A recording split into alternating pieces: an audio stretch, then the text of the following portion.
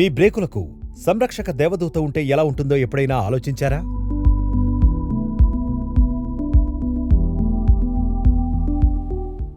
Hi, నా పేరు కెరాన్ మరియు ఈరోజు నేను మీకు సిబిఎస్ అయిన కంబైన్డ్ బ్రేకింగ్ సిస్టమ్ను ఎలా ఉపయోగించవచ్చో మరియు సురక్షితమైన డ్రైవ్ను ఎలా పొందవచ్చో చెప్పబోతున్నాను. కాబట్టి ప్రారంభిద్దాం. కానీ వేచి ఉండండి. అంతకంటే ముందు దాని యొక్క కొన్ని ప్రయోజనాలను నేను మీకు చెబుతాను. మొదట, ఇది స్టాండర్డ్ బ్రేక్ సిస్టమ్ కంటే సురక్షితమైనది.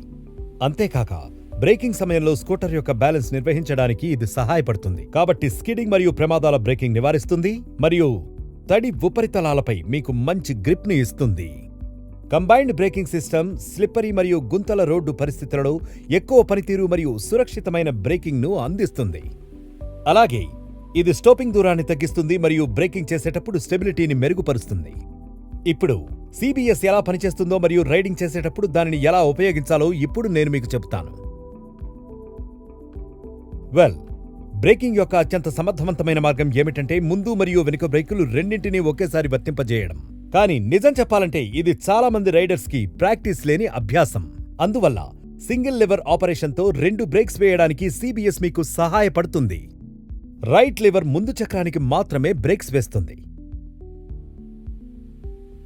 కానీ మీరు లెఫ్ట్ లివర్ నొక్కినప్పుడు వాటి మధ్య ఉంచిన ఈక్వలైజర్ సహాయంతో ముందు మరియు వెనుక చక్రం రెండింటికీ బ్రేకులు వేస్తుంది. ఈ ఈక్వలైజర్ 2 చక్రాల మధ్య బ్రేకింగ్ ఫోర్స్ ఏకకాలంలో పంపిణీ చేస్తుంది.